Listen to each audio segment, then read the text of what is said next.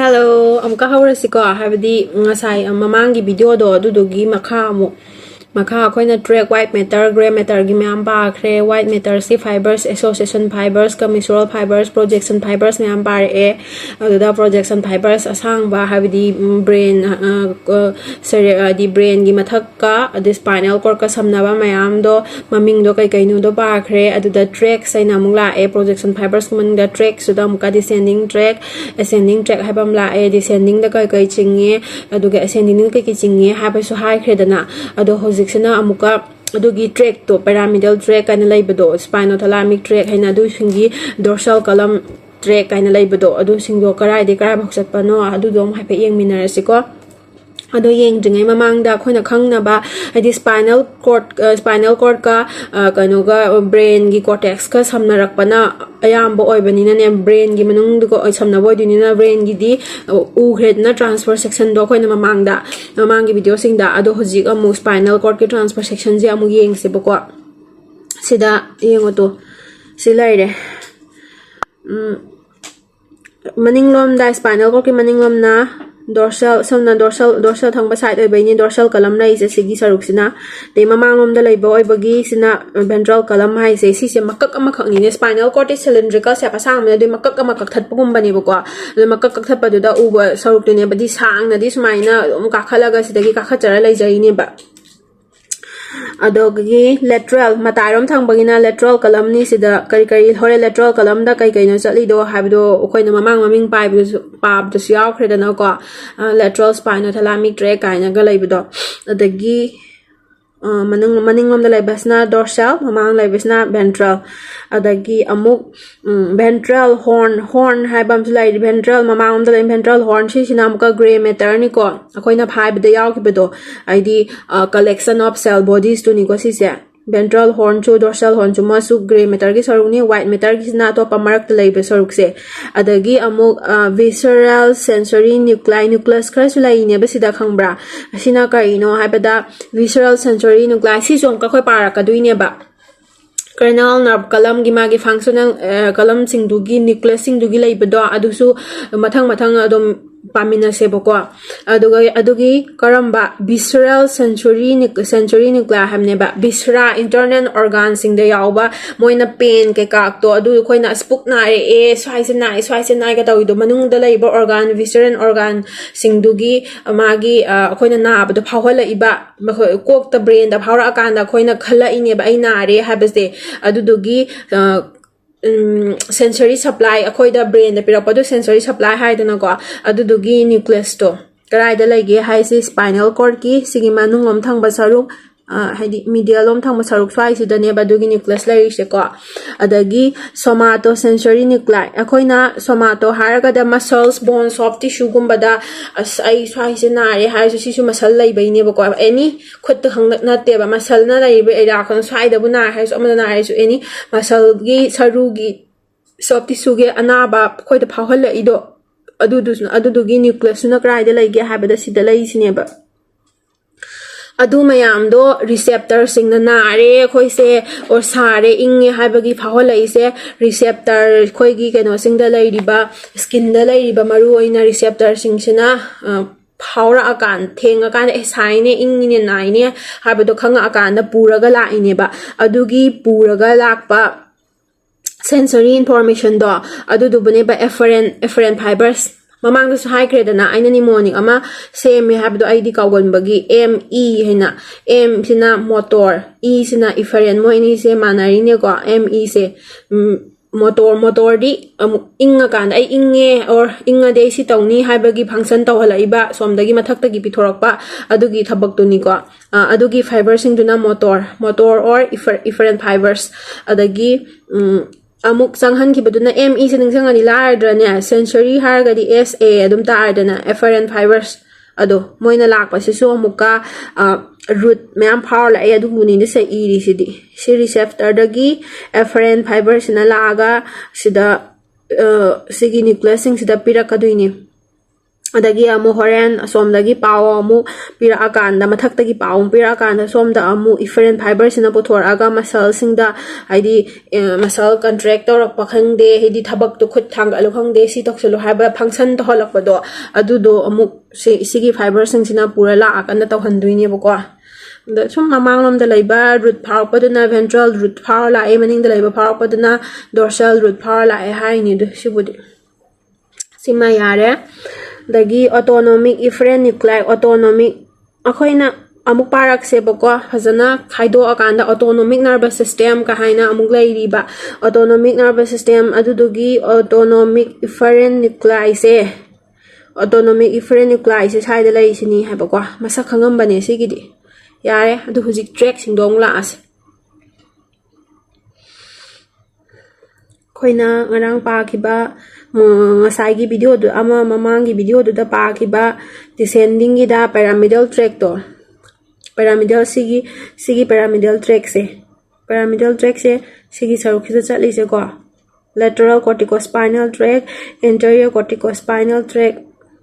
sigi saruk se pyramidal track ni ko sigi saruk jong parak se ba descending gi manung diaw ba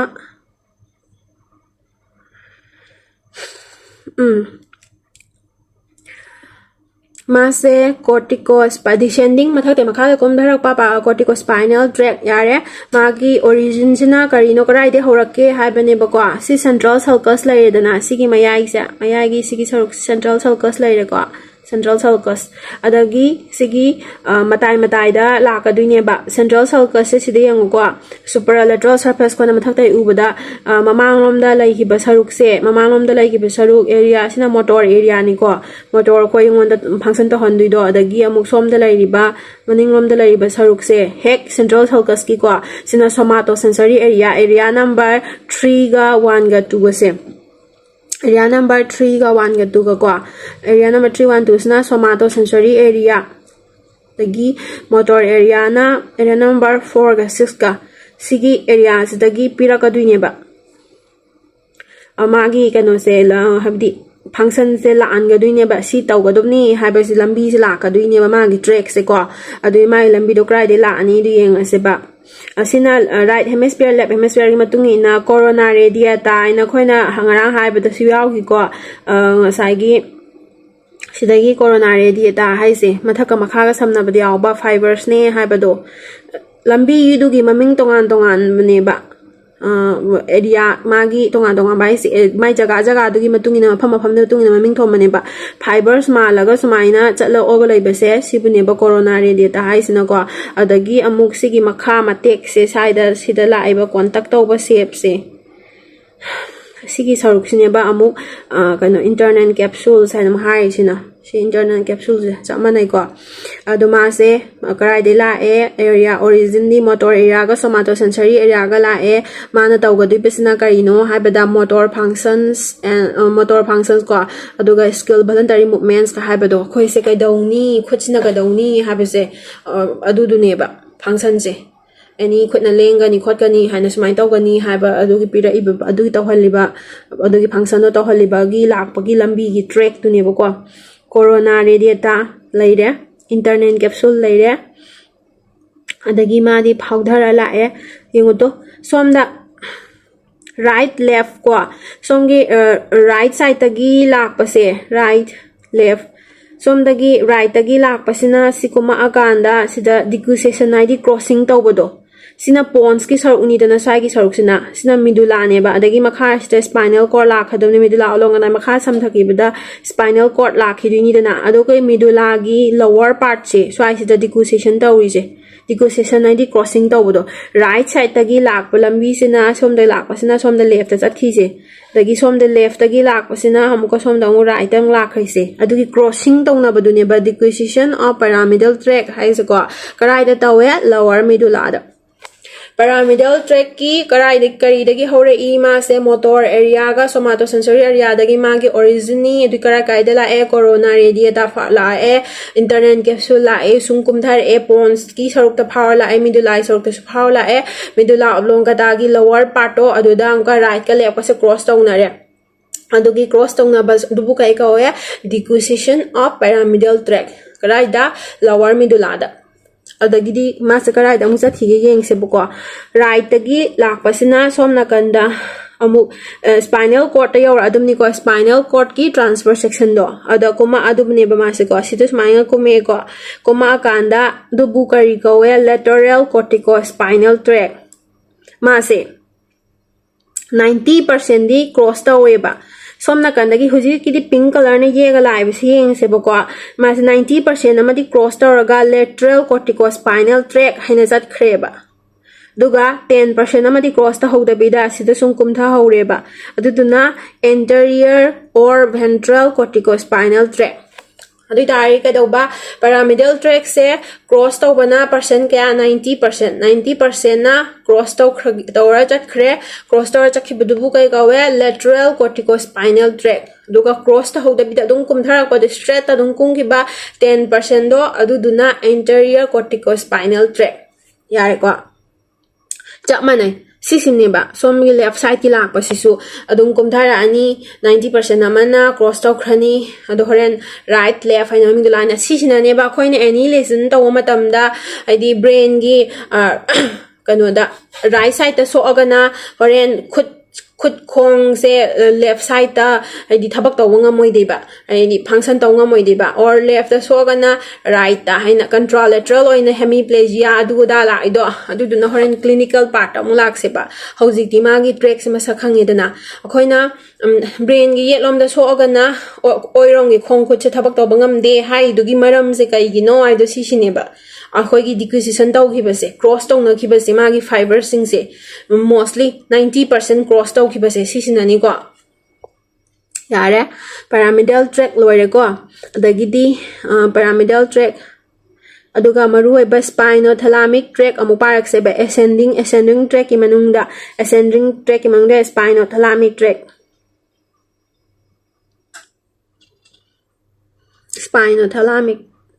tract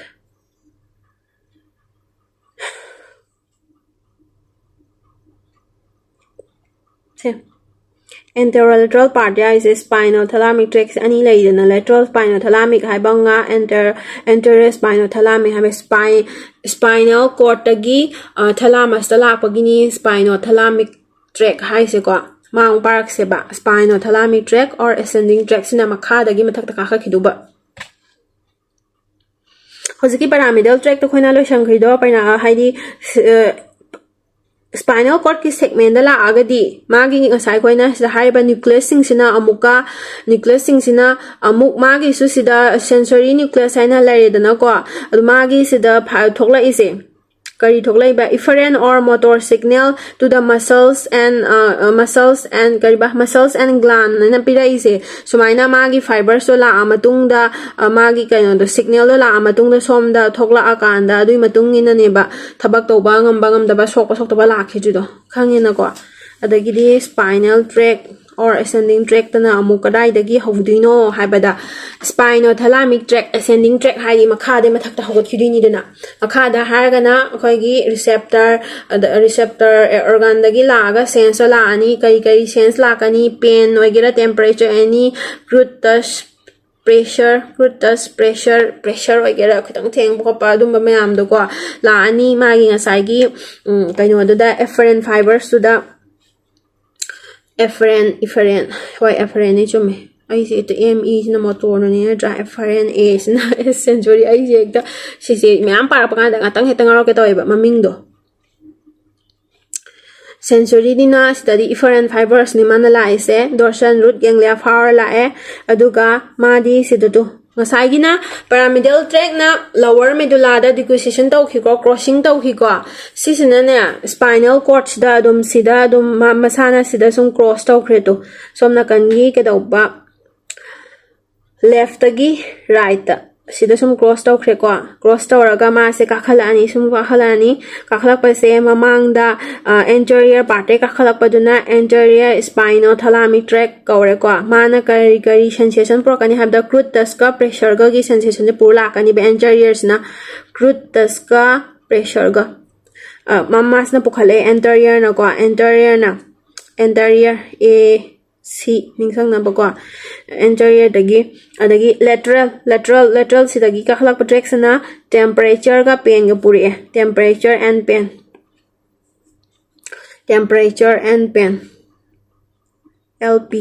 LP ningsang ba da LP amana AC anterior spine thalamic tract na AC C for crutus and pressure adagi som da pressure se mana gi habi LT lateral di LT T ni da na temperature lateral gi si anterior su ti ya to tu mana adu ningsang aro su mana kano har se do lateral dagi kano pure temperature ka pain ga pure adagi anterior dagi na crutus ka pressure ga pure la area spinothalamic tract sum la ka na mathak okhalak pa timing se spinal cord dagi mathak ka khalak pa kan sida ma se medial lemniscus ka pun maming do mai oi kreba medial lemniscus ai do hore na mukarino do lak se buko medial lemniscus aduga lateral sina muka lateral spinothalamic tract sina amuka spinal lemniscus aina sigi lemniscus da adum punjan greba ko aduga maming do maina oi greba amuka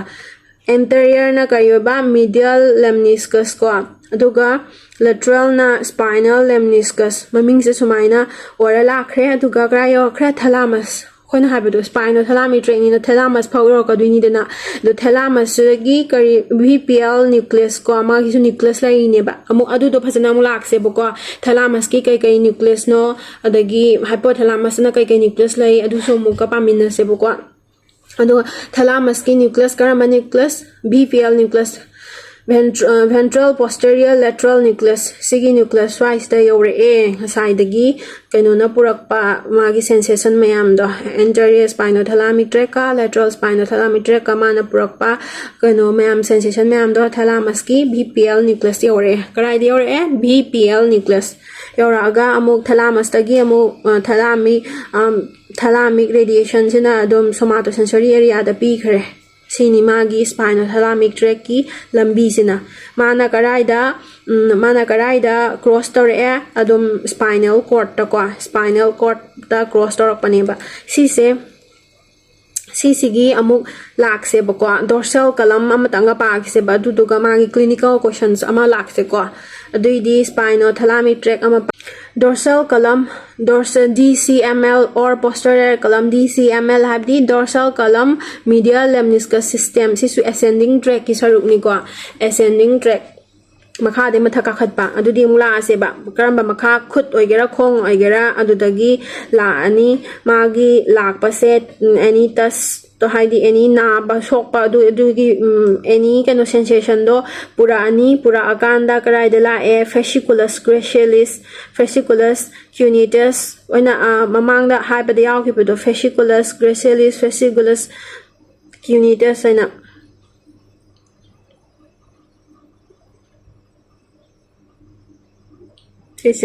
dorsal column system ki pam da kai no fasciculus gracilis fasciculus cuneatus karai de lai medialom thangba da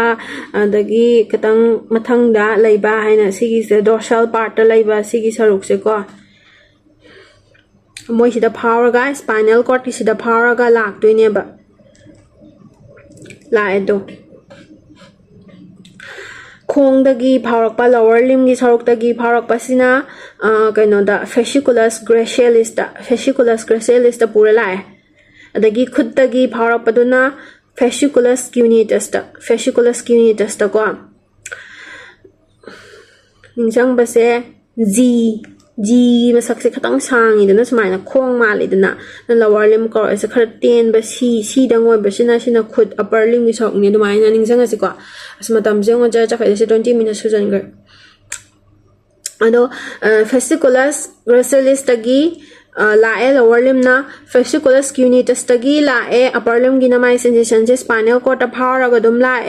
aduga ma sisu phagola akanda amu ma su decussation ta weba sisu decussation ha badi kaino kano da cross to kibado aduna karai ta we sisu medulla oblonga ta nemba pyramidal tract su decussation ta hi ko ID du su lower medulla da aduga sigi dorsal column tract sisu decussation ta weba crossing ta weba ma su karai da medulla oblongata gi level da aduga spinothalamic tract kina ma masage spinal cord ki magi area do adum magi lakpham do aduda adum cross tok jabani ko to la e adugi magi nucleus area sing dubuni fasciculus gracilis ki nucleus dogi fasciculus cuneatus ki nucleus and nucleus jare deposition tawre aduga kakhala thalamus yaure e aduga jamana renga sai gi do thalamus ta gi thalamus radiation somatosensory area da pi khare shine ba mana pura iba sing sensation sina kai sensation no habada fine touch vibration proprioception stereognosis akoina mit udana karino ma thenge jog lawam thenge kan khan mangamba sense adu da vibration fine touch kitang thenga pa lagi vibration amani lakpa da koina power sense adumba mayam sing do pura lai ni ti yare ko dorsal column se masak se ure dana ado sida question yam hang ba question ama hang parak se boko question da pa jingai da hoi question ne ama sisu ani magloina to gi huziki nucleus to nucleus sing do sim thing am si spinal cord ki da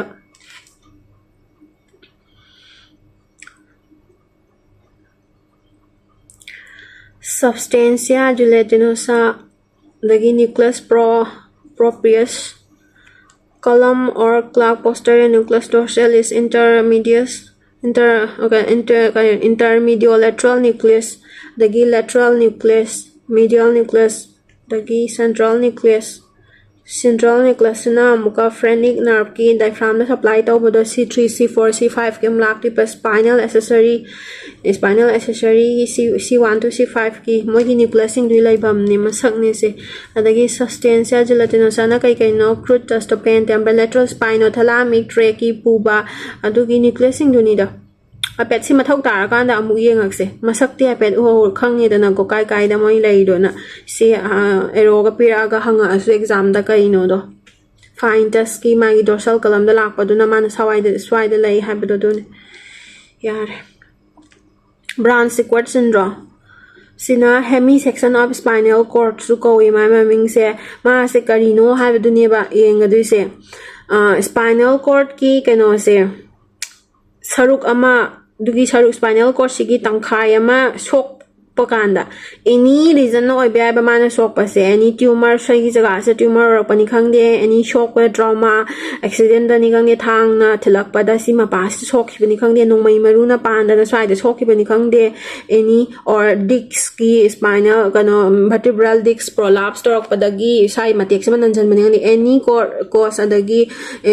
spinal cord ischemia ai se sumaina any cause na so amatung da akhoi da sense phang da bado karai da phangoi de no ha badu yeng se bako posterior column maninglom thangwa posterior column lai khre ko tagi matai da lateral corticospinal tract lai re ko adai mamanglom sina anterolateral or lateral spinothalamic tract lai re ba moi na ngasai purakhiba sensation sing do kai no posterior column na hujig hai da fine touch posterior column na fine touch vibration dagi stereognosis do proprioception simyam se moina posterior column sina pui haire ko pubodo posterior column di kari dauki deposition tauki ko karai da medulla oblongata gi area sida crossing tauki ko aduna sigi mapa solok ta ga di posterior column se adugi amu yeng se ba posterior column se sida sigi area som side sima pura sok aduine ba sok ta ga di ka dongni ha ba do ipsilateral same side mana cross to ki badi krai da na medulla oblongata da ne ba huziki sina spinal cord sok pa ne ba adudi my crossing do na mathak tani da na adu yo jingai gi makha below da lesion khambra lesion du gi makha da impair or ga du ba sense hujiki sensing do fine touch proprioception vibratory sense and 2-point discrimination same side adum same side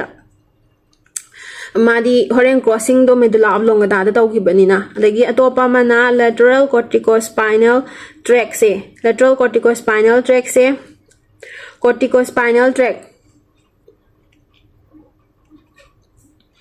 lateral corticospinal tract sidana sida ma soklak pakanda na masu same side ne bako same side muscle paralysis below the lesion lateral corticospinal tract to corticospinal tract haragadi pyramidal tract ni dana pyramidal the anterior haibanga posterior haibanga ma gi su deposition do cry da tauki lower medulla da tauki lower medulla oblonga da tauki ba aduna hujikti spinal cord hoksa bane ba masakti yaw mathakti yaw de ba ko aduduna ma gi su same side so idugi lesson lariba dugi same side muscle gumbado muscle paralyzed to pyramidal tract na karino magi function do pyramidal tract na pugi bado muscle kai ka ki motor function do pugi dana adu do motor function do makhada sokla amnina same side ki magi 10% same side ta purakhi bado adugi saruk to paralysis oidine bako dagi amana karamba enterolateral spinothalamic tract ti karai da madi cross tauki magi area da same masai da cross tauki na hydra aduduna magi di tu khudak si masa da dum direct spinothalamic tract ti size da sida so agadi sida sok taragadi khudak ta somna kanda satpa sabak songi sense kai do songi thai to yaro de ni dana or somda so amaga su somda cross to banina mai masagi same side to na te opposite side to magi somna puri ba track opposite side to yaro de ni dana aduna ma su spinothalamic tract si su mana spinal cord ta direct crossing do deposition do spinal cord ta uki banina contralateral impairment of pain temperature gluteus pressure below the lesion ko to gluteus pain pressure mana pugi base spinothalamic adunida isam na hybrid brown sequard syndrome se mana sida soka duise spinal cord ki tangkhai amagi soka duine ba side ama any reason na oraga adu sokma matam da nga sagi khoina maruina pariba pyramidal tract spinothalamic tract dorsal column medial lemniscus tract adugi moi singdo ahumak loina involve taweba aduda ngasagi deposition do medulla oblonga da tawkhiba ama thakta deposition tawkhiba singdudi same side da masagi di crossing do mathakta tawjaki boy banina thodokna mathaka di mari laina dreba aduna contralateral chapai mathok ta de ba same side to lesson so ibudugi makha da same side to da kano sensation magi function do loss oiga duini ba ko function do aduga spinothalamic tract di spinal cord ki magi jaga do da dum cross talk jabanina hek mana sense ngai dugi dum mafam to banina magi kano same hadi hek mafam do da sokpaga magi contralateral side to atopa opposite side to adu dugi magi function do mang duine ba adune ba haise brown sequard syndrome do ko the atopa question amaga yengse ba sida a 62-year-old woman comes to the emergency room complaining of difficulty in walking that started 3 hours ago. She also says that she cannot feel her right side. Physical examination reveals loss of touch sensation affecting the right upper and lower extremities on the side of the face. Her muscle strength is 5/5 in all extremities. The patient has most likely suffered a stroke affecting which of the following brain structure. So the highest difficulty in walking that started 3 hours ago. She also says that she cannot feel her right side. Physical been loss of touch sensation affecting the right upper and lower extremities. Okay, sida hari se khong su khut su animak solak pa habado ngasai crossing gi done thela masala aga tu sigi dorsal column gi sigi system se sigo mari leina ba question ne ba hangi se go physical have been loss of right to affecting the right upper and lower extremities and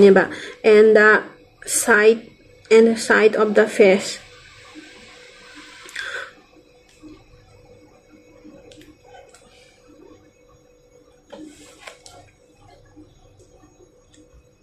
Pure sensory stroke. Touch sensation affecting the upper. Touch sensation je karambana pugi touch sensation. Crude touch fine tusk animak loina ascending track ta pu khai ascending thidadi hangi se thalamus haina hangapani basida DCML la natraga na spinal thalamic tract la haide ba ko tusk khak haina question sidani na la ise tusk se crude tusk fine tusk animak loina kaino dani dana ascending track ki manung dani da ko ascending gi sida amu sida upper limb lower limb anima hai bani na sida hangi ba question se dorsal column ga mari leina ba question ne ba ko animak to plap mangmina bado aduna thalamus ta oi se answer pure sensory stroke or relation ter gone and thalamus sok pai ne ba patient most likely suffer a stroke affecting karamba adidi thalamus tagi ingo sensory area da pibdo my question to the highest difficulty that start 3 hours ago and feel physical loss sensation ka physical no high kai dudi stroke ama high kai dudi most likely suffering a stroke high say stroke karamba da karamba area ge so karamba area the stroke to bogino na hangi ni ba ando thalamus ta maram di thalamus ka related oi within sida frontal cortex internal capsule sigadi amta oi dredana related to adugini da yam sangdokre atopa mu pa se matem te pa se sai se katang tough oi banina ningjang bada su khara lu boy banina matek adum se ma se tawmane 30 minutes hendokre bye bye mathangi video da amu atopa topic ama amu paminar siko